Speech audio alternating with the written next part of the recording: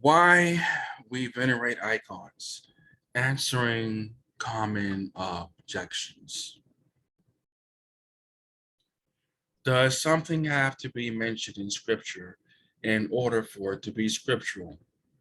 There's lots of words not found in scripture, but they're indeed scriptural. For example, the word Trinity is not found in scripture, but the same is true for the word homoousios. The word is not found in scripture, but the concept of the Son being one with the Father is. For scripture talks about the Son being three very the very image of the Father, being of the Father and coming from the Father. The same is true with the situation with the veneration of icons. The concept of venerating holy things and people is present in Scripture. Defining our terms. What is veneration? Veneration is a type of reverence or respect to the one in which the symbol represents. Anthony M. Corneris said it perfectly when he said, "First, let us consider the charge of idolatry. Orthodox Christians do not worship icons, they merely reverence or venerate them as symbols." Leonus of Neapolis wrote in the 7th century, "We do not make obeisance to the nature of wood, but we revere and make obeisance to him who was crucified on the cross." When the two beams of the cross are joined together, I adore the finger because of Christ who on the cross was crucified. But if the beams are separated, I throw them away and burn them. The Ark of the Covenant. Was the Ark of the Covenant holy or ordinary for common use? If one says holy, then they automatically venerate the Ark of the Covenant. Thus, the Ark was holy because of the one who indwelt it, as well as because of who it represented. The burning bush. Was the ground near the burning bush holy or ordinary for all to walk on? If one says holy, then one automatically venerates the ground near the burning bush. Thus, the ground was special because of the one it was near. The Holy of Holies. Was the Holy of Holies holy or ordinary for common use? If one says holy, then they automatically venerate the Holy of Holies.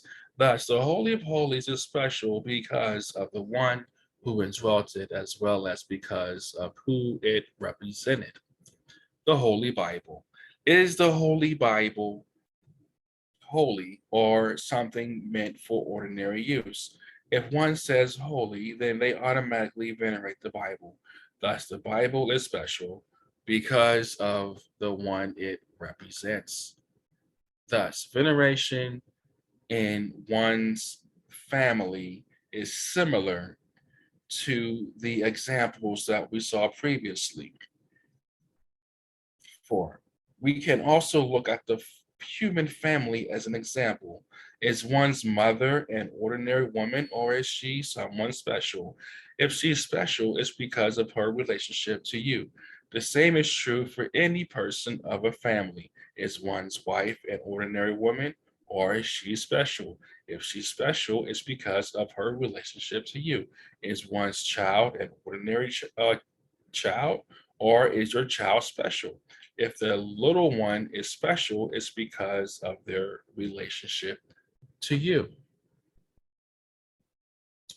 More examples from scripture. The Jews bowed down in front of the footstool in the temple. This is in Psalms 99, 1 to 5, or in the Septuagint, Psalms 100. The Lord reigns, let the peoples tremble. He dwells between the cherubim, let the earth be moved. The Lord is great in Zion, and he is high above all the people. Let them praise your great and awesome name. He is holy. The king's strength also loves justice. You have established equity. You have executed justice and righteousness in Jacob. Exalt the Lord our God and worship at his footstool, for he is holy. So bowing down at the footstool is an object, right? They're not worshiping it, but they are venerating it. And so, veneration of objects was something that happened even in the Old Testament. The connection between the veneration of relics of martyrs with the veneration of icons. This is a quote from St. Augustine that I quoted in the other lecture in regards to prayers to saints and honoring saints. But this is also good in regards to this situation of icons because he shows a distinction of worship and veneration of not only the martyr, right, the saint, but also the things of the saints, the objects. So here we go. It is true that Christians pay religious honor to the memory of the martyrs, both to excite us to imitate them and to obtain a share in their merits and the assistance of their prayers. But we build altars not to any martyr, but to the God of martyrs. Although it is to the memory of the martyrs, no one officiating at the altar in the saints' burying place ever says, we bring an offering to you, O Peter, or O Paul, or O Cyprian. The offering is made to God who gave the crown of martyrdom, while it is in memory of those who are thus crowned.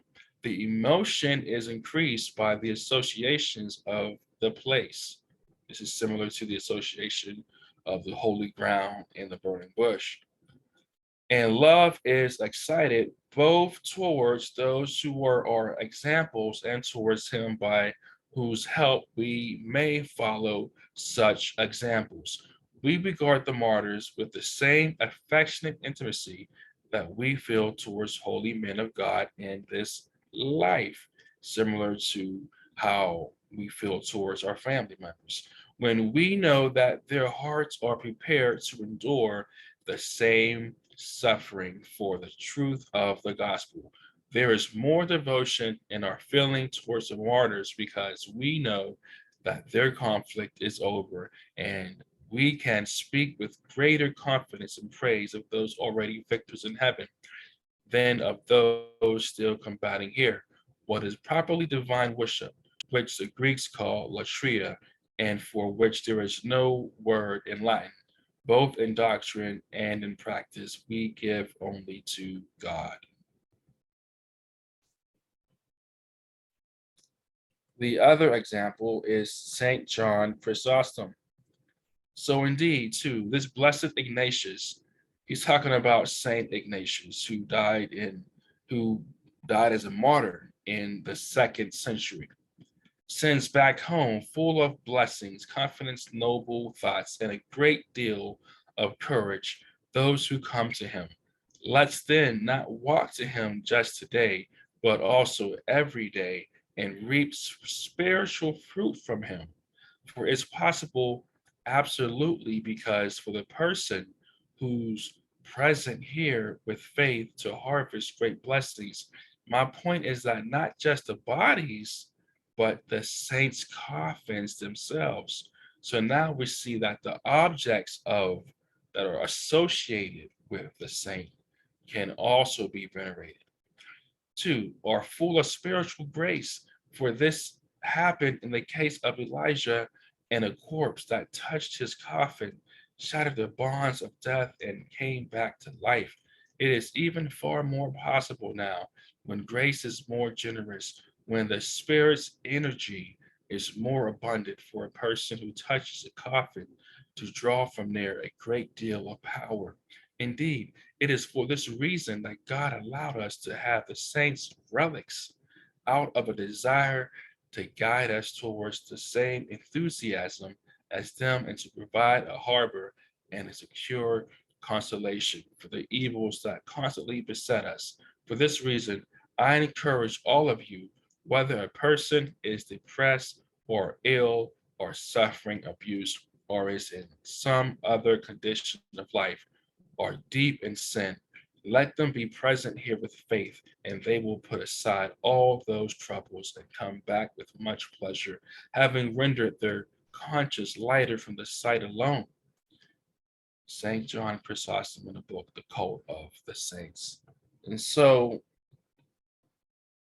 the veneration of the martyrs, their relics, and even the objects associated with them, like their coffin, their clothing, and things like that, um, was allowed to be venerated. And so the distinction between worship and veneration existed long before the 8th century of the Seventh Ecumenical Council. And so what happened in the 8th century was not an innovation at all. It was, they were being consistent with the veneration um, worship distinction that was already there with the veneration of the martyrs, their relics, and their objects. It's the same distinction that we see with them. And that is the conclusion of this lecture.